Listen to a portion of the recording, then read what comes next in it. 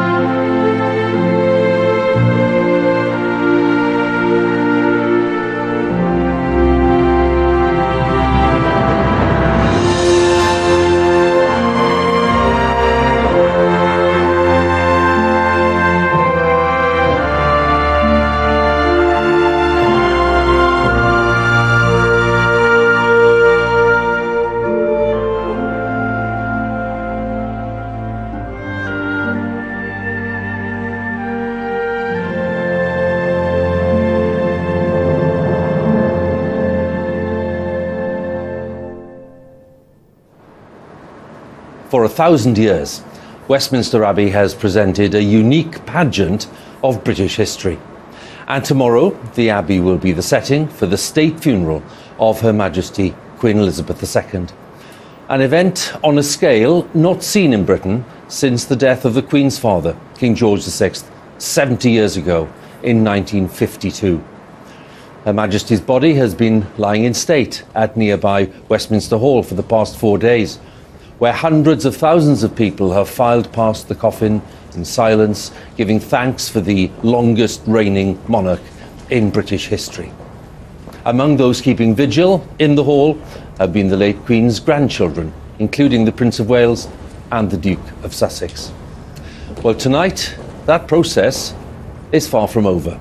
There will be a national 1-minute silence at 8 o'clock tonight, while the queues are still stretching over Lambeth Bridge, along the south bank of the Thames, as people hope to reach Westminster Hall before the doors close at 6:30 in the morning. Well, tomorrow, the day of the state funeral, will be a public holiday in the United Kingdom, an official day of mourning both here and throughout the Commonwealth. Ahead of the funeral, world leaders and other distinguished visitors have been arriving in London, some of them paying their respects in person to King Charles and the royal family at a reception in Buckingham Palace earlier today, and then making their way to Westminster Hall to witness the lying in state.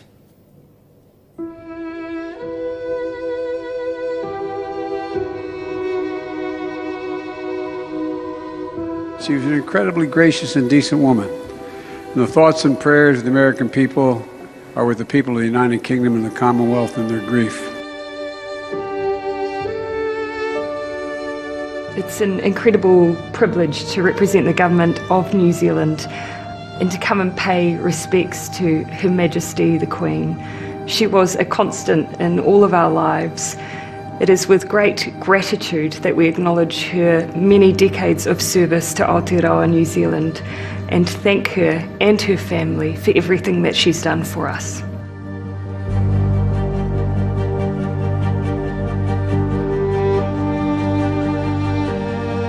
We will remember and perpetuate the values she never ceased to embody and promote, the moral fortitude of democracy and freedom.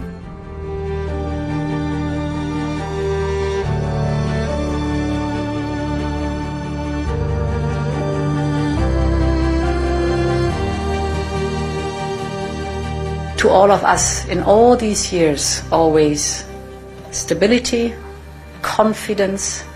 She has shown an immense amount of courage, and therefore my prayers are with her. Australians give thanks for the life of service of Queen Elizabeth II, a life defined by commitment to family, to country, to Commonwealth.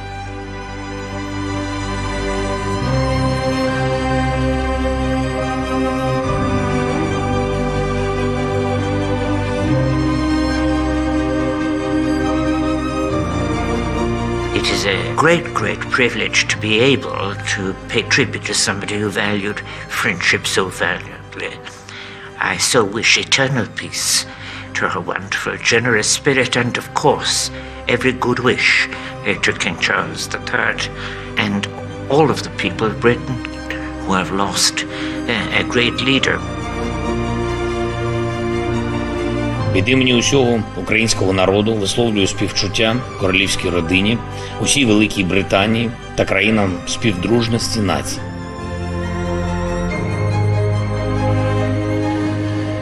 Canada is in mourning. She was one of my favorite people in the world. Mr. Trudeau summing up the theme for lots of the leaders and distinguished visitors who've been into Westminster Hall today. Talking of distinguished visitors, I'm going to introduce my first two guests tonight, India Hicks and Michael Crawford. India, goddaughter to King Charles, which is something that not many people can say, and whose mother was one of the late Queen's ladies-in-waiting. And then we have Michael Crawford, who of course is the, the stellar actor, singer and star of the West End and Broadway. So good to have you with us. Thank you very much, both of you. I'll start by asking you, India, what does tomorrow bring for you and the family? What are the arrangements? What are you doing tomorrow so that viewers can understand what it means for you? Well, it's an enormous privilege to sit here and watch the sun set. And we've just seen another rainbow over that extraordinary 1,000-year-old building. So an enormous privilege tonight, and an even bigger privilege tomorrow to be coming with my mother to attend the funeral here, and then to go to Windsor for lunch and to go to the committal service afterwards. It was interesting discussing with my mother earlier in the week how she wanted to be dressed, because she's been to a number of these funerals, and she was at King George VI's funeral. And she remembered very clearly Queen Mary, the Queen Mother, and the Queen, all in these dark veils, which of course my mother was describing hid their deep grief. Now, of course, in this age, it's not so common to wear those very dark veils. And I suggested to my mother, maybe she didn't wear a veil. It was going to be hard to hear, let's see. Yes. So we're hopefully, I'm persuading her out of the veil. Well, look, there are some lovely images we have, not of the day of King George's funeral, but actually a much happier day, which was the day of Princess Elizabeth's wedding to the then Prince Philip. And there it is, look. Now, you need to help us here, India. Where's your mum on this one? Because we were all struggling. She's on the other side of Prince Philip. Ah, right. Right there at the end. Prince Right. Philip was her first cousin, so I'm guessing she was on his side, but I think that may just be luck. It's a lovely image, isn't it? And it's of its time, but it speaks of happiness. And gosh, when you think that led to a partnership of 73 years between the Queen and the Duke, obviously, and of course the longest reigning monarch in British history. It really was the dawn of a new age at that point, wasn't it, really? Absolutely, and I think what's interesting about that wedding was they were coming out of a time of great austerity after the war, and this was one of the first real events of joy since the war, so incredibly special. So I think she began her whole life was based on these amazing historical milestones. Michael, I'm just thinking that we are reflecting, of course, what millions of people are feeling. Yes. That a great chapter in British history and Commonwealth history has come to an end and will come to a formal end tomorrow. What was your response when you heard the news that the Queen, at the age of 96, had passed away? Well, I was a 10-year-old choir boy at the London Choir School in Bexley in Kent, and we were called out to the tennis courts to be given an announcement, and it was just very plain and simple: the King is dead, long live the Queen. Mm. And we were 10, and you. The first thing you do is go home and find out who this lady's going to be, and I bought the comics that I normally took, the Eagle and comic cuts, and they were then full of this beautiful young princess, and I started a scrapbook. We didn't have phones in those days, or there were plenty of hobbies, and one of them was making scrapbooks. So I started a scrapbook, which I have kept to this day, and it has taken me really this wonderful lady has taken me through my life. Yes. And so many hundreds of thousands as well. And that's lovely. The images, by the way, are from Michael's scrapbook, so you kindly brought them with you. And I have to say, Michael, you did a very good job of this, didn't you? I coloured that one in myself, yes. I'm so sorry. No, they're splendid. I'm just thinking that was the effort you went to then. Yes. And 70 years later, now we're talking about the end of the reign and the start of a new reign. What does it mean to people that the Queen is no longer there? It is so difficult to say, because it sounds so strange that you say, I felt so close to her. She was so close to so many with our thoughts. You didn't see, rather like Churchill, you didn't see the engine room. Yeah. You just saw the result. And it's a nice image of when she presented you with one of your honours. Oh, my CBE, yes. Your CBE, well, that's a nice image because there's a nice warmth to it, isn't there? Yes, yes, indeed. She was always so kind and generous. I'm just thinking over your long career, you met her several times. I'm thinking of performances, let's say at the Royal Variety Performance and other places like that. I think we've got a few images of those as well, so that you can make a few comments on those and what you remember of those encounters. Quite embarrassing. There was a comedic. This is the comedic side. So I was playing Frank Spencer in a few skits with Bruce Forsyth, which we had a lot of fun with. And this is the curtains going up, and the Queen is on the right in the royal box, and as we went up, I could see in my peripheral vision that her nudge the Duke and point up in the air, and they were laughing. So it was rather pleasing. It's lovely that on the eve of this state funeral we can talk about a sense of humour and we can talk about a sense of fun, isn't it? Well, I think we've. I'm sure we both have stories which demonstrate she did have a great sense of humour, a great wit. Actually, my mother again was reminding me about the coronation, that when she went, it was so long, the processing in, the actual service, the processing out, that many of the dukes and duchesses and everybody came with sandwiches underneath their coronets, and they would keep them there. And funny enough, last night when we were watching that Paddington Bear sketch, I realised Paddington had done the same thing, but they all had their sandwiches tucked up in there. And my uncle at the time was a young lord, and he didn't have the ermine robes that he needed, but he did work in film. So his wife, the late Countess Mountbatten Obama, had the brilliant idea that he should go to the film studio and borrow some from the film set. From the wardrobe. So he did, from the wardrobe. So he went in fake. Resourceful. Very resourceful. Very resourceful. Yes. Just a final word, Michael. What will you be thinking tomorrow, along with millions of others who will be watching that gun carriage taking that coffin out of London and back to Windsor? What will you be thinking at that point? I remember the other day when the car was coming back from Northolt and the outriders were protecting her and getting the car through the traffic, and the thousands of people were standing in the middle of the road, all races, all ages, just cheering this, clapping this wonderful woman. And as we came round Victoria Memorial, the outriders were all gathered in two lines on a curve, these large helmets, and they were all bending their heads forward. And I burst into tears. It was so moving. And I think there are going to be many tears tomorrow. I think you're right. And I think that the event will be on a scale and of a majesty that will impress and touch many people. Yes, yes. Michael and India, lovely to have you both with us. Thank you so much. And lovely company, both of you. Thank you very much indeed. Privilege. Thank you. Well, now to understand a little bit of the geography, the scale of tomorrow's events, what I thought we'd do is take a look at those processional routes which will be used before and after the state funeral in the Abbey. The first procession, much shorter than the other, will take place before the service, just after 10:30 in the morning. And that is when Her Majesty's coffin will be taken from the Houses of Parliament, from Westminster Hall, placed on that Royal Navy state funeral gun carriage, and led by the massed bands of the pipes and drums, It's going to be a magnificent sight and sound.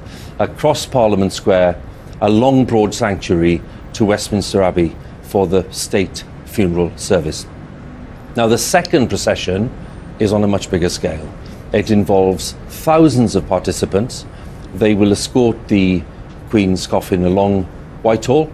They will leave Westminster Abbey, obviously, and they'll be sent on their way by the Garrison Sergeant Major along to Parliament Square, and then the procession will turn left past the Houses of Parliament for the last time, where the state opening has happened in the Queen's presence so many times, past the Cenotaph and Downing Street, and then turning left into the Horse Guards Arch, and then out onto the vast expanse of Horse Guards Parade, the scene of so many jubilant birthday parades over the years, and then down along the Mall, past St James's Palace and Clarence House on the right, and then the entrance to Green Park just after that, around the Queen Victoria Memorial, which Michael was just referring to in our conversation, and then up Constitution Hill, past Buckingham Palace, to Hyde Park Corner and to Wellington Arch, which used to be the formal entrance to Buckingham Palace in a different age. Well, it's not anymore.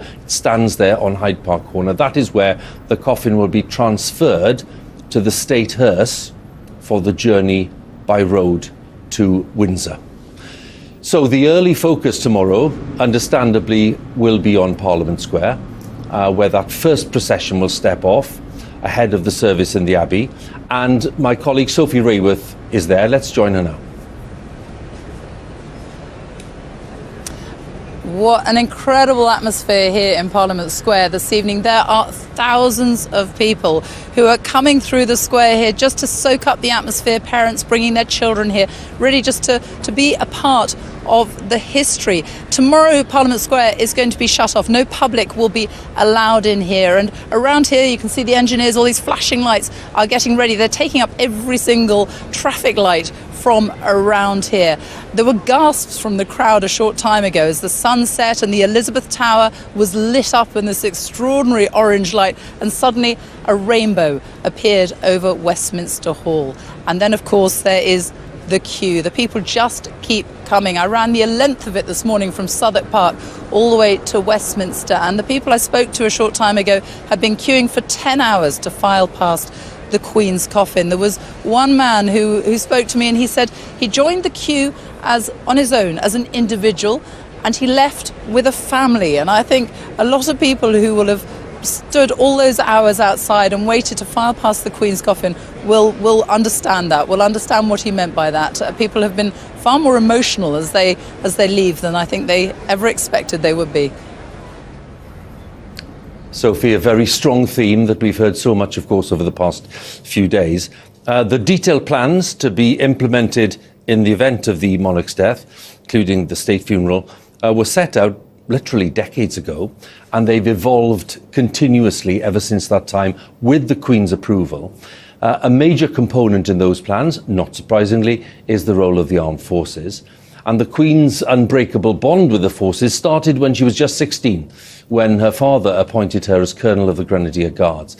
And all three branches of the armed forces have been working non-stop to make sure that everything tomorrow goes perfectly to plan.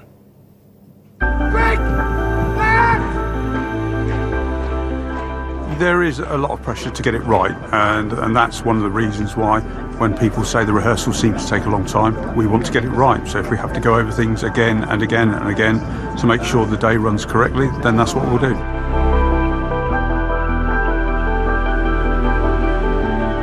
I didn't even have to think twice for such an amazing lady. I think she had an impact on everybody. When it comes to pressure, people of the armed forces are fine-tuned in to deal with it and to control those emotions, and that's one of the reasons I think it's great that we always do full dress rehearsals, because it gives you a chance to get that raw emotion out, and then on the day we just want to do the absolute best for those that are watching. It will be something that I won't just tell my children, but I hope they tell their children. It's an absolute honour and a privilege.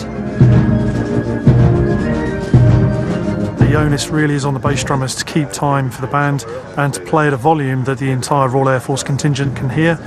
The aim is we will all be in step from Horse Guards all the way through up to Wellington Arch.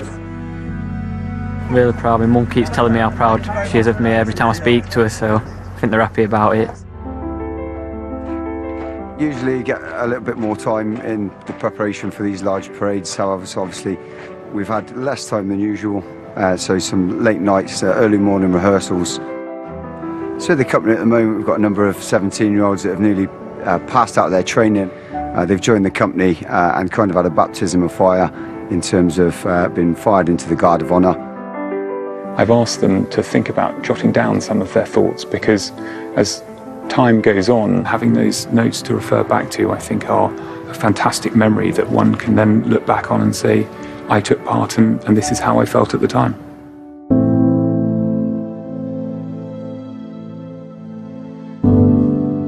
Royal Navy to the RAF Company! Shoot!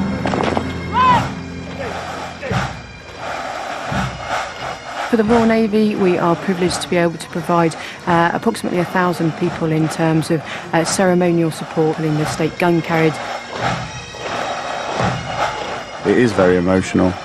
As far as I'm concerned, this is my last duty, to Her Majesty the Queen. After 12 hours of marching around with 4 or 5 hours working on my kit, like my shoes and my brassos, as soon as I get in my bed, I'm out, my lights out. Less than a year ago in February, I signed my life to the Crown, and never did I believe I'd have to do something like this. Shocked that I am on it, but very honoured and thankful that I can do such thing, and thank the Queen for her service to the country.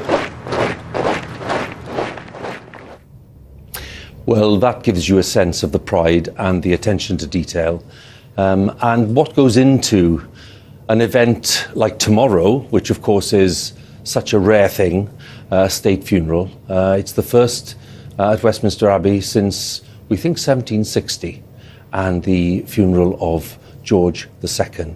So the stakes are very high, and you need a lot of expertise. And my next two guests are all about that. They're all about perfection and setting the highest standards. I'm pleased to introduce Garrison Sergeant Major Andrew Stokes, known to most of his friends as Vern, and he's responsible for planning and the delivery of state ceremonial events. It's a huge responsibility. And we have Major Lauren Patritz-Watts, who's Director of Music, the Band of the Welsh Guards, and proudly displaying the Welsh Guards plume there as well. So it's good to have you with us. Thank you both. Can I start then, Vern, with you and ask you, you're a modest man, but I'm just signalling to viewers that you've carried a huge burden of responsibility over the past 10 days and indeed before then with the planning. What can people expect tomorrow in terms of this scale and the spectacle itself? Well, I think, Hugh, it's a scale that we haven't seen for 70 years, so it's unprecedented in most of our lifetimes. And you'll see the armed forces, who are ordinary people that consistently do extraordinary things, deliver on behalf of the nation Her Majesty's final journey, delivered to the best of their ability as a final thank you, really, not just for the armed forces but from the nation. And what we've tried to deliver, what we're going to deliver, and we've tried this week to make sure, is that it's absolutely perfect. We've got 5,000 ceremonial troops tomorrow. They are all dedicated. They don't need any motivation.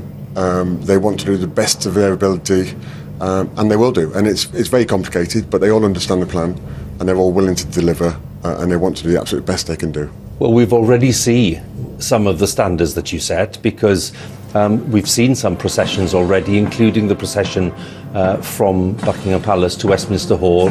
And there we can see you, Vern, you're following the coffin and the Imperial State Crown. They're there in the procession itself, a very prominent role. You say people don't need motivation, which everyone in the armed forces would agree with. And yet the pressure's immense, isn't it, when it comes to an event on this scale, with the eyes of the world on what's going on? The pressure is immense, Hugh, because there's so many people taking part. Everybody needs to be briefed and rehearsed. And that's not just the military, it's members of the household, it's senior officers, indeed it's members of the public that will take part in the procession as well. And it's also the services. There's two incredible services tomorrow, a funeral service in Westminster Abbey and one in St George's Chapel. All of that is choreographed and needs rehearsed. So there's a lot of pressure, but we're set and we will deliver on behalf of the Queen. And you're part of the delivery, Lauren, because the music will be an absolutely vital part of the success of the event. And when I say success, I mean for the event to deliver all the emotion, the intensity, the correct tribute to Her Majesty. How do you see the role of the music and the way that you'll be playing a part tomorrow? Yeah, so the music is a key part of the parade, and I think it just allows everyone, part of the parade, audience, wherever they are, here in London, watching around the world, the music is one of the parts that will unite everyone. That transcends any language. It brings everyone together. It's, the programme has been carefully chosen, obviously by Her Majesty herself. It's part of the planning. So when they hear those funeral marches, they will have already heard them before. Most people around the world will recognise them. They're absolutely picked for the occasion and the event. Viewers will certainly want me to congratulate you, given the fact that you've broken a mould. You're Director of Music, the Welsh Guards. You're the first woman in that role. Are you the first woman to be in charge of a band in the Household Division? So in the 5 Foot Guards band. Well, that's an incredible achievement as well. So congratulations on that. What's the preparation been like? I mean, what kind of time frame have you had to get this ready? Yeah, so I think on one hand, when you're in state ceremonial, you are performing to the public all of the time. So in some way you are partly match fit. Of course, an event of this scale you can't replicate. And so it has been intense, and certainly preparation started on Friday for the planning. But the music has been rehearsed sort of biannually or every 6 months, discreetly, just to make sure that bands know the music, and we are not there trying to learn the music this week. We know the music, we know the parts, so our focus has really been on working with the troops that we're marching with, some of those people who won't have marched with a band very often, and so really our role this week has been about giving them confidence that the music is going to lift them through the parade and through the procession rather. So and as I understand it, your husband has a role in Windsor? Yeah, so he's in the Household Cavalry Band, right. So he will be in Windsor performing there. We wish you well, and Vern, thanks for coming in. And Lauren, good luck to you as well. We'll be looking forward to just admiring what you do tomorrow, so good luck to you. Thank you very much. Thank you both. Well, there have been quite a few familiar faces in the queue for that lying in state at Westminster Hall. We did, of course, see a certain David Beckham there on Friday. He was widely praised for having queued for hours and hours, not jumping the queue because he's a superstar VIP. No, he was in the queue for many hours, and good for him. And of course, then you have Justin Welby, the Archbishop of Canterbury. His office in Lambeth Palace, just across the bridge there. And he went over to chat with lots of people who were waiting their turn. Now, the Archbishop will be a key figure at tomorrow's funeral. The service, in fact, will be led by the Dean of Westminster, with the Archbishop at his side. And I caught up with Justin Welby a little earlier. I asked him what people could expect in tomorrow's service. A service is a number of building blocks. One of the key building blocks is this is a funeral of a human being with a close family who are grieving. And so I hope and pray that we can expect something that enables them to find a measure of comfort amidst the glare of publicity. But second, this is a funeral of the longest serving head of state in the world and that we've ever had. So you can expect a great deal of grandeur and pomp. The third building block is probably the most important. In the readings and the prayers, it will be something that, again, I pray will fit the Queen's character and person. You'll think not just this was a service fit for a Queen, this was a service fit for this person. When we talk about her faith, how did that manifest itself in a practical way? Prayer, which is what you'd expect. I was very moved earlier this year. I very carelessly got pneumonia and COVID and was sitting there feeling vaguely sorry for myself at home. And a note came from the private secretary to the Queen saying the Queen asks me to say that she's praying for you. I was quite overwhelmed. I mean, she's got rather more important things to pray for, frankly. But I've heard that story again and again from loads of people. She was someone who prayed. There is the public face that the world knows. And then, of course, there is the private individual. What light can you shine on that aspect of the Queen? I think the first word I'd use is wisdom. Wisdom means the capacity to know what to do that is right in difficult circumstances. I've found myself, and I found from listening to others who saw her regularly, particularly prime ministers, she would so often recall an absolutely perfect parallel to the situation they were facing, often with a little touch of humour. I remember one of them saying, "Oh, I'm really concerned about this," and the Queen said, "Oh yes, that rather reminds me of a problem that Winston Churchill faced." And but it was done so nicely. Yeah. 70 years of memory of the most complex and difficult situations has given her wisdom to an extraordinary degree. When that funeral ends, and then the procession begins, what do you want people to be taking from that service? I long for people to come away with a sense that what came from the Queen's faith in God gave her a richness of life that overflowed to those around her. And I hope people, and pray that people can feel bound together more, that there is a sense of belonging to one another, that this is the richness, the wonder of our heritage in this country. Archbishop, on that positive note, thank you very much. Thank you very much, Hugh. Such a pleasure to talk to Justin Welby there in Lambeth Palace, just across the river from where we are here at Westminster. Now, tomorrow's events happen in two sequences. The first here in central London, and the second in the royal town of Windsor, where that final committal service will take place at St George's Chapel within the walls of the Queen's principal home of Windsor Castle. Let's join my colleague Kirsty who's there.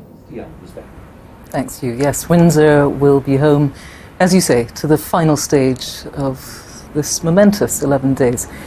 This is a town and a castle that's, of course, steeped in royal history, but tomorrow promises to be really a day like no other, the final goodbye to the Queen. Her coffin will make its way through the streets of this famous Berkshire town, down the Long Walk, which runs at over 2.5 miles, and we expect that tomorrow it's likely that it will be packed with people on either side paying their final respects to the Queen. Well, then the cortege will slowly process to St George's Chapel. It sits in the darkness now behind me, where the King and the rest of the royal family will have gathered for the committal service. Interestingly, also in the chapel will be the Queen's closest friends and confidants, the people she relaxed with during the times that she wasn't travelling the globe or attending to matters of state. They'll be gathered to hear a service led by the Dean of Windsor and to say their final goodbye to a woman who was not just their Queen but also their dear friend. So tomorrow here at Windsor it will be a moment in history that we witness, but also for so many in St George's Chapel an intensely personal goodbye. And David Dimbleby will be commentating on the event, and I'll be here with some wonderful guests to hear their thoughts about the day, the final service, and all the scenes around us as they unfold. For now, let's go to the Long Walk and let's join Anita Rani. Yes, Kirsty, I am on the Long Walk, and behind me is the Cambridge Gate, where thousands of people have been arriving all week to pay their last respects. I took a wander up there and had a look at some of the very moving and personal messages that people have left for the royal family. The atmosphere here is incredibly calm and reflective. We had a perfect sunset over Windsor. And as you can see, even though it's dark, thousands of people are still filtering up to the Cambridge Gate to pay their last respects. And some people have arrived for the duration. I met one family who travelled down from Bedfordshire, and they have found their spots. They'll be spending the night under the stars tonight, because tomorrow thousands of people will be lining the Long Walk to say goodbye to the Queen as she makes her final journey. And of course, for the people of Windsor, she was so much more than simply Her Majesty the Queen. She was a familiar neighbour of this town. Well, here in the studio now to tell us what the Queen has meant to her over the decades is Dame Mary Berry. Thank you so much for taking the time, Dame Mary. It's lovely to see you. Can I ask you just to rewind 10 days ago and tell me where you were when you heard this news? I was in the kitchen. Where? And I immediately went and grabbed a chair, and I thought, only a couple of days ago, our Queen was welcoming our new Prime Minister. And I just wonder whether she knew that she was just fading then. But she was as bright and as beautiful, and that huge smile on that occasion. And then just 2 days later, she was no longer here. Oh, it was a she was gone to join Philip. Tell me then, I mean, everybody feels somehow that they know the Queen, but actually, in reality, very few of us have met the Queen. She did her best. She met a lot of people. You have met the Queen. I mean, what were the circumstances that you met the Queen? Well, the phone rang, and it was from the palace, and I immediately thought it was my son or friends of his mucking about. And anyway, I listened, and they said the Queen would like you to come and have lunch. And they gave me a date. And I looked in my diary and I said, I'm really, really sorry. I promised to do a demonstration at Earlham Hall in Lincolnshire. And you didn't turn down, you turned down the Queen. Because, you right. know, if you you've got 100 people or whatever, all have got their tickets. And I said, I'm really, really sorry. I've promised to do it. That's the way I am. That is the way you are, exactly. yes. And anyway, I put the phone down and I thought, oh dear. And the phone rang again, and could I give you another date? Yes, you can. And so I was very thrilled. And I had an invitation for another date. And first of all, I thought, what am I going to wear? And I thought, it said a day dress. So I had a new dress, and I wanted it to be plain because I had a brooch that my mother had just died. And I thought my mother, like me, loved our Queen and admired her. And so I then went to the palace.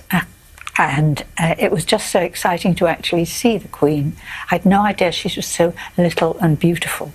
And then the lunch, there was a big oval table, and you know, in our house, my husband's one end, like in most houses, was oval, and I'm at the other end. Yeah. But the Queen and Prince Philip sat in the middle, so they could talk either side. Clever. At the guests, and the corgis were there. And they were running around the table, and you could see that the Queen was quite smiley and joyful and looking down and having a chat. And at the end of the meal, she opened a little silver box, and there were little treats for them. And she quietly went on talking and sort of handing them down, and then they were taken off, and it was all peaceful again. Beautiful memories. What are your memories, if you have them, of the Queen as a young woman? Do you remember seeing her for the first time? She was just 25, of course. I remember seeing her because I remember the pictures of her coming down the steps. And she was so, of course, so young and so beautiful. And Prince Philip was behind her. And I wonder what she thought was ahead. But she was composed and came down. I think Churchill met her. Yes, that's right. That's right. She returned from South Africa. And yes. I just thought then, all the things that she'd been prepared for. You know, she'd been a girl guide like me, and you learn a lot in the girl guides. And she was ready for the job, and she's been loyal ever since. This is a big question. I don't know if it's a fair question, but what do you think her legacy will be to the world, the United Kingdom? What do you think she leaves behind? I think that she has given us a great example to follow.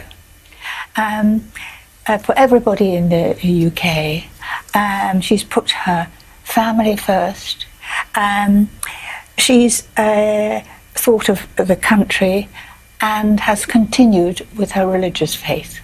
And she's set us such an example. And whatever situation she's in, there's that huge smile. And she always looks so lovely in a bold, usually a bold, bright colour. And she doesn't sort of follow fashion. She just has great style. Lovely Had memories. great style. Yes, it's difficult, that one, using the past tense, but thank you so much for sharing your memories and your thoughts on the Queen, Dame Mary Berry. Now, back to you. Kirsty, many thanks. And thanks to Mary as well. Well, as we mentioned earlier, members of the public will have until 6:30 tomorrow morning to file past the Queen's coffin at Westminster Hall. And all day, they've been emerging from the hall after that very long wait, and then they have their short time in there, saying that the long wait was worth it in every sense, with a real notion of having been witness to history. So let's join my colleague Sophie once again in Parliament Square. I've got 3 people who queued for 11 hours and definitely think it was worth it. Tracy, Lara, Renee, what was it like, first of all, in that queue? Well, we made some fabulous friends in the queue, so the 11 hours went really quickly. So, it was tough going. It's tiring. Few toilet trips, but, it's definitely worth the wait. Definitely worth it. And you're with your daughter Lara here. Why did you want to come, Lara? I've always loved the royals. I grew up watching them on TV, and I actually sent the Queen Christmas cards every year, and I get responses back as well. So I just wanted to come and pay my respects and say thank you. And Renee, you didn't know these two, mother and daughter. You've only just met them, but firm friends already. Yeah, I queued up by myself, and I thought that it would be very long and tedious, but with amazing people that I found on the queue, it made the time flew by really quickly. And once you get inside Westminster Hall, you're in there for such a short time, aren't you? Only a few minutes. What was it like? Well, I did actually watch it beforehand on the live feed that you can see, to sort of like get an image of what it was going to be like. But when you go in there, it's just so surreal. It's so quiet, respectful, and it's just very difficult to explain what it was like. But it's lovely to be in there. A lot of people talk about the moment that we can't see on television, which is actually when you're just about to leave, and everybody turns back, has their last look, don't they? Yeah. So when you don't see on camera, but everyone turns around, and they will just take one final look, and they're trying to savor the moment, being saying thank you and everything. And as people come out here and the gates at Westminster Hall, people are really emotional, aren't there? A lot of people bursting into tears. How did you feel as you left? I felt it was very moving. I felt like I just wanted to go back and just savor the last minutes that I can see the Queen for the last time and just take it all in. Because you're from the Philippines, you've been here for 3 years, haven't you? Why was it so important for you to be here? I think the Queen is just amazing. She's very well known, and even living in Asia, she's the Queen that everybody knows. And I just felt like I needed to see her one last time and give my respects. Yeah. So what I want to know is, how are all your feet? Are you all right? Well, considering I'm the oldest one here, my feet are really tired. Yeah, mine definitely hurt too. It's numb, definitely numb. Well, amazing. What an effort. What an amazing thing to have done. And I hope you all get some rest now. And I know you're not going to be here tomorrow. You're going to go home and watch it on television. But anyway, thank you very much for describing what it was like for you all. Thank you. Thank you. Thanks, Sophie. They can rest the feet, certainly. Well, 2 special guests with me now who certainly will be here tomorrow because they've been invited to the state funeral. Mark Donaldson, who is an Australian soldier who was awarded the Victoria Cross back in 2009 for bravery in Afghanistan. And then we have Dominic Trulin, who was awarded the George Cross for his part in helping civilians during a terrorist attack in Kenya. So both of them with a very distinguished record, both of them happily with us tonight, and thank you for coming in. Mark, first of all, your experience then of meeting Her Majesty, first of all, and your impressions. And we can see, I think, the moment when you met Her Majesty because you'd received your award out in Australia. So you met the Queen, and that's it. That's a lovely image, isn't it? Tell us about it. Yeah, sure. So, the first thing I remember is hearing the corgis coming down the hallway, and that was really the first indication that Her Majesty was on the way and it was all about to happen for me to walk through the doors and meet her. It was a very special occasion for me and extremely honoured to be able to do that, being the first Victoria Cross for Australia in 40 years. So it was rather special, and she was very, very lovely, very natural, and made me feel at ease. And the conversation was very free flowing. She wanted to know about home, the family, and what it was like back in Australia, and then that shifted through to Afghanistan and the people. And I think that really shows and brings out her sense of humanity and her real caring for the world, no matter what part of it was.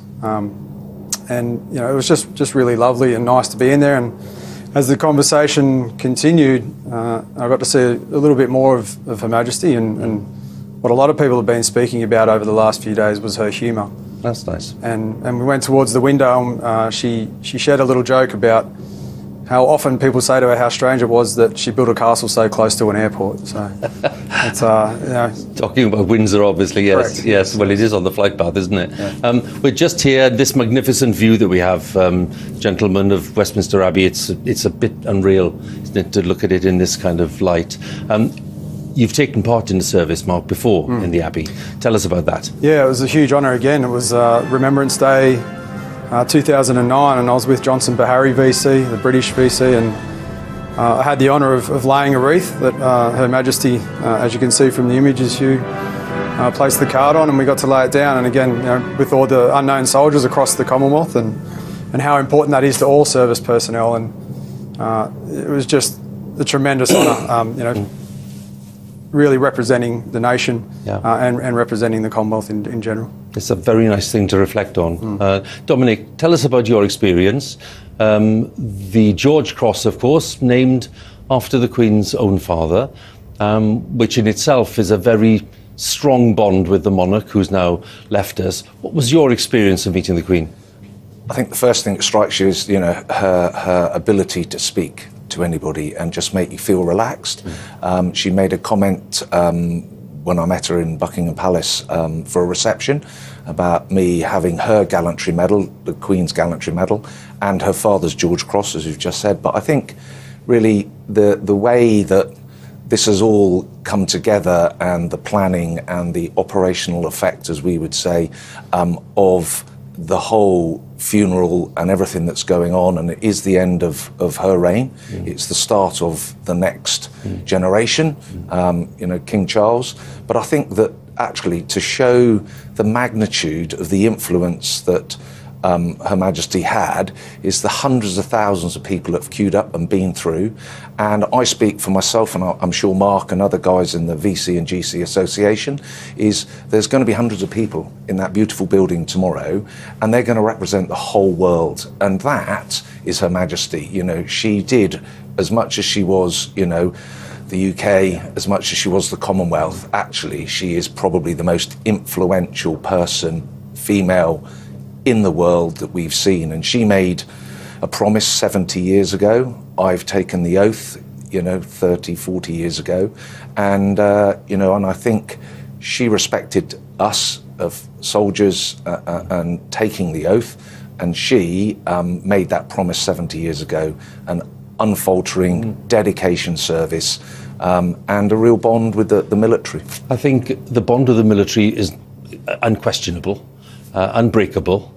And yet those qualities that you just mentioned, service, lifelong service, dedication to duty, never wavering in that, those are qualities which are appreciated clearly beyond the armed services. People in all walks of life have appreciated the service that she gave. So it's a pretty universal thing that people are admiring. Definitely, definitely. And admiring it, and people have travelled all over the world to come to go and pass laying in state. And, I think the influence that she's done as our Queen, the Queen of the world, and I think that people look at that with huge respect, and her ability to diffuse things, her forgiveness, her own religion, her strength of service and her strength of dedication, her forgiveness of people and that sort of thing, I think is just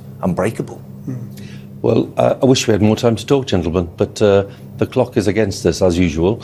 But I hope today obviously has been a pleasure to meet you. Hope tomorrow goes well for you both as you take part in the service there. But Mark and Dominic, thank you very much. Good to meet you both. Thank you. Welcome. Thank you. Well, on his accession last week, King Charles specifically mentioned his wife Camilla, her vital role as Queen Consort in supporting him as he takes on the burdens of the throne. It was the Queen who declared a few years ago that her personal wish was for the then Duchess of Cornwall to become Queen Consort when Charles became king. She has been part of our lives forever. I'm 75 now, and I can't remember anybody except the Queen being there. It must have been so difficult for her being a solitary woman. There weren't women prime ministers or women presidents. She was the only one, so I think she carved her own role. She made a rule that she had her private time and her private passions and then her public role, and I think that is very important that, you know, the diary is planned out so you know when you're on duty and when you've got to do things. And then when she went up to Scotland in August, you know, that was the moment where it was her enjoyment. Although she was probably working, you know, with her red boxes throughout, she could have her family to stay, she could do the things she loved. Her real passion was racing.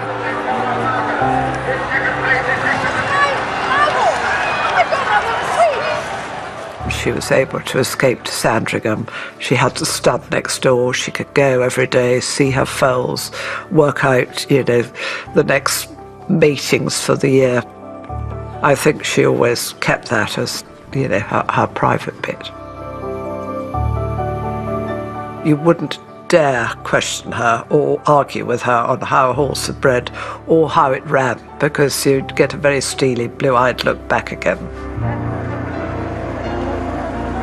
I remember coming from here, Clarence House, to go to Windsor the day I got married, when I probably wasn't firing on all cylinders, quite nervous. And for some unknown reason, I put on a pair of shoes, and one had an inch heel and one had a 2-inch heel. So, I mean, it took about hop along, and there's nothing I could do. It's halfway down in the car before I realised.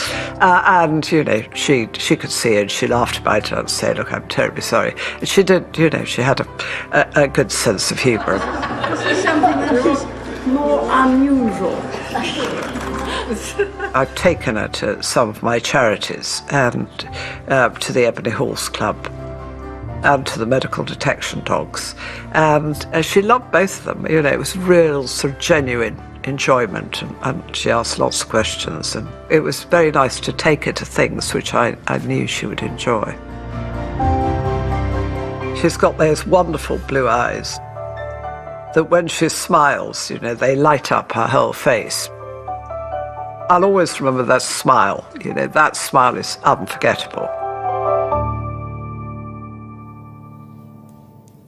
Lovely tribute there from the Queen Consort, and of course just reflecting on the fact that it was Her Majesty's wish that Camilla become the Queen Consort when Charles acceded to the throne. So from that moment on, there was no question about the transition. The Queen set her blessing on that, and there were no questions after that, as you'd expect. It was one of the things that had been planned and discussed in some detail, and it was done very deliberately and carefully, as you'd expect. Talking about deliberately and carefully, I have the Master of the Queen's music, now Master of the King's music, Judith Weir, with me. Thank you very much. Distinguished composer and musician. And Giles Cooper's with me as well, representing a different part of music and entertainment. Giles, chairman of the Royal Variety Charity, who came across Her Majesty in so many different ways, especially with the Royal Variety performance. So lovely to have you both with us. Thank you so much. Judith, first of all, can we talk about the Queen's love of music and how you would describe it? I mean, was it fairly eclectic? Was it fairly broad? How would you describe the Queen's taste in music? In my experience, she was a person who had a lot of music in her life. She had had a very good musical upbringing, piano lessons, used to sing and amateur theatricals when she was young. But of course, in her mature life, she was surrounded by music. She really admired those wonderful military bands. She loved the bands. And here she is shaking your hand there. That was in 2014? It is. When you were appointed? Indeed, that's quite right. That's a lovely image. Indeed. She's a broad smile. As you were saying, noticed at the birthday parade, many times the Queen would be tapping away to the band music, so she clearly liked that.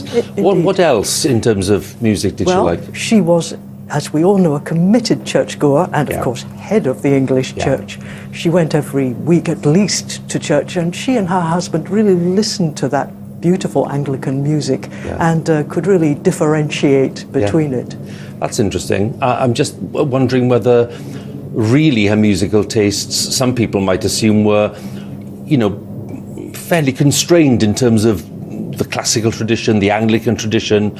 Are you saying that she didn't stray too far from that? Because I'm just coming to Giles in a second, and she'll have heard lots of different music at the Royal Variety Performance. So is that how you describe it? I would say also, of course, she was a young person in the 40s and would have heard a lot of great show music and singers of that time.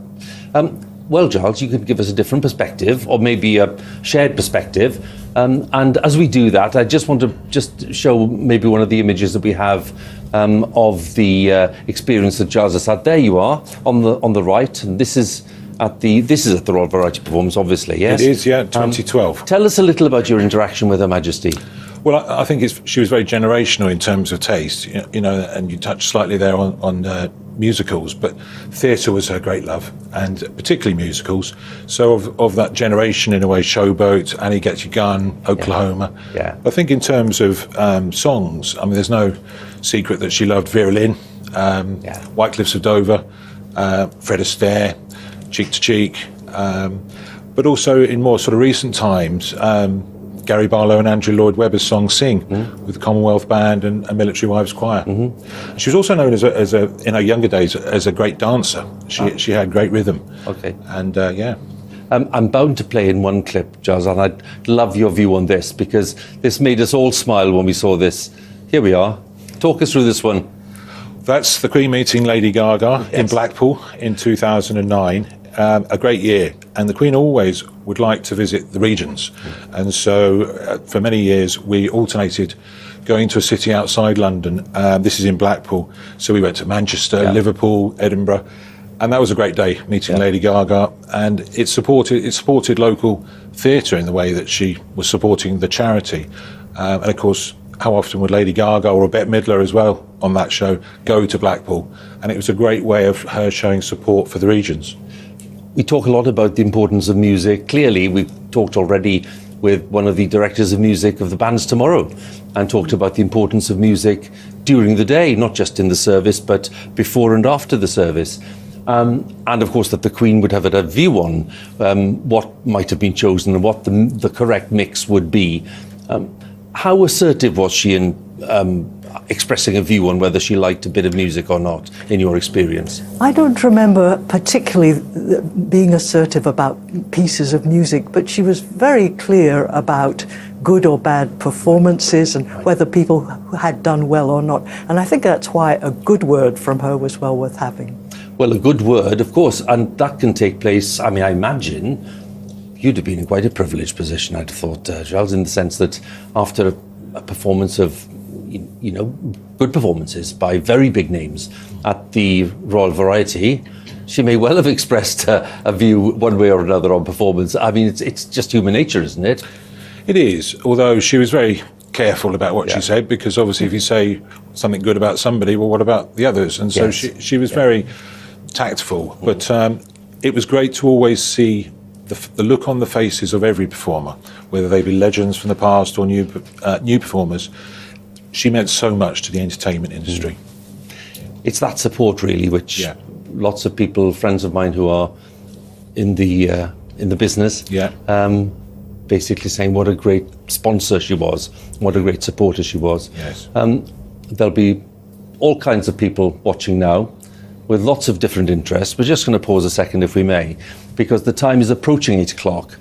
There is to be a 1-minute silence where the public are invited to come together and to observe a national moment of reflection, to mourn, to reflect, and indeed to give thanks for the life of Queen Elizabeth II, and to think about the legacy as well, and to observe this silence tonight on the eve of the state funeral, to look ahead, if you like, and be ready to share in the experience across the nation tomorrow.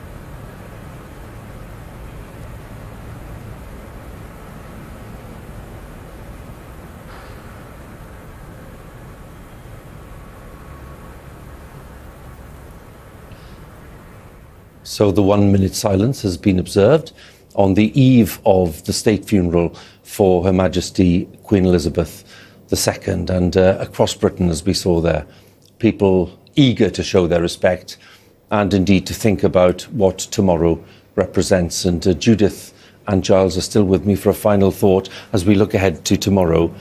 What will tomorrow mean to people, Judith, do you think? What will tomorrow as a day of remembering and giving thanks?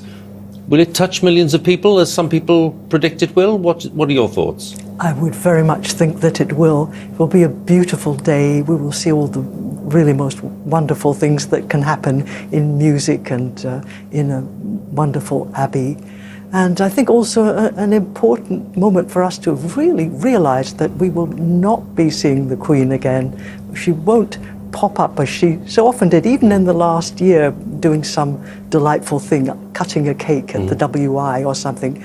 She has died, and this is our realty moment. Yeah, I think it will dawn on people tomorrow that the world has changed, Giles. I think it will, and whilst being very emotional and very respectful, I think also it will be, in many ways, the greatest show on earth, you know, with the military bands and the parades. Us Brits put on a good show, and that will be seen around the world, and hopefully we'll all do her proud. I may also say, Hugh, what an amazing job you and everyone at the BBC's done over the last 10 days. Absolutely fantastic. We're doing our job. Yeah. Thank you very much. Yeah. Thank you very much. And it's good to have you both with us. Thank you. Thank you so much, Judith and Giles. Thanks very much for your company. Okay. Well, our coverage of the state funeral of Her Majesty Queen Elizabeth II will begin tomorrow on BBC One. Join us at 8 in the morning. Why that time? Well, it's just ahead of the opening of the doors of Westminster Abbey at 8 o'clock in the morning. So we're coming on a couple of minutes before 8. We'll be covering the solemn pageantry of the day, of course, here and in Windsor. So join us then in the morning, 8. Thanks to all of our guests, but from all of the BBC teams in Westminster and in Windsor, thank you for watching and good night.